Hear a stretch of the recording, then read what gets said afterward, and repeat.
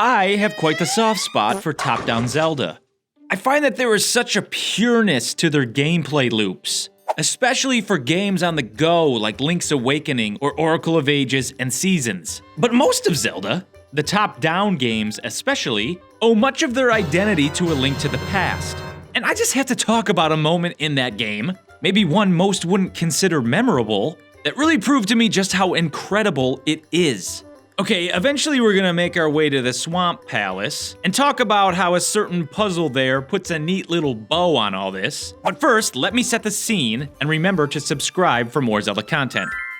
The game's first arc, the 3 Light World dungeons, pulling the Master Sword, confronting Aghanim, everything up to this point is a test of the game's fundamentals, because their mastery is important when the twist comes and the game throws you into the Dark World. Now, the Dark World, initially, is a big revelation, because you realize you've just doubled the size of Hyrule. Kinda like looking at the map in Tears of the Kingdom's depths after activating the first light route. The difference, where the depths is largely a loop that focuses on the collection of Zonite, schematics, and DLC armor, A Link to the Past's Dark World forces you to reconsider how to navigate between 2 different maps. You have to master the basics in the game's first arc, because once you reach the Dark World, you're not just forced to engage with a harder version of the basics, though you still are, you also have to hold 2 worlds in your mind at once, and use that mental map to figure out how to get from point A in the Light World to point B in the Dark World, and vice versa.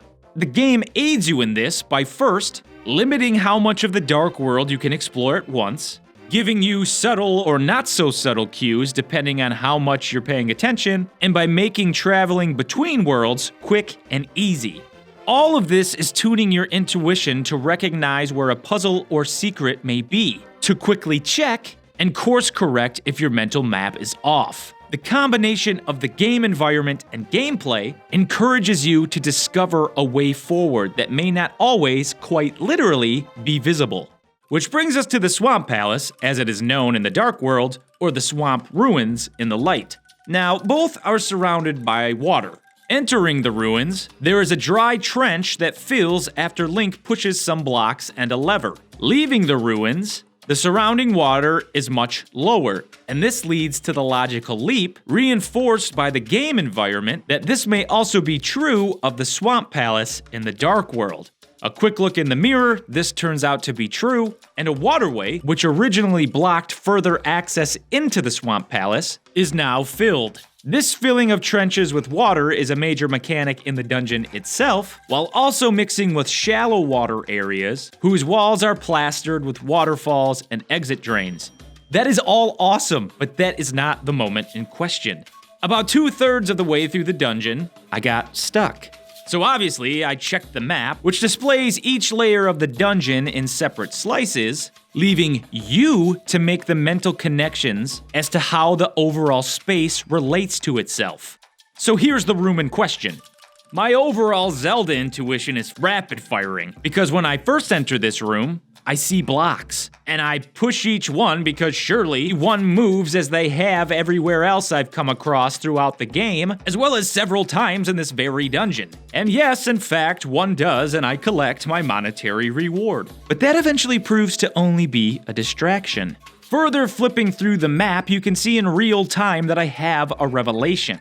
Based on my understanding of the space, there has to be a way forward, one that may not, quite literally, be visible.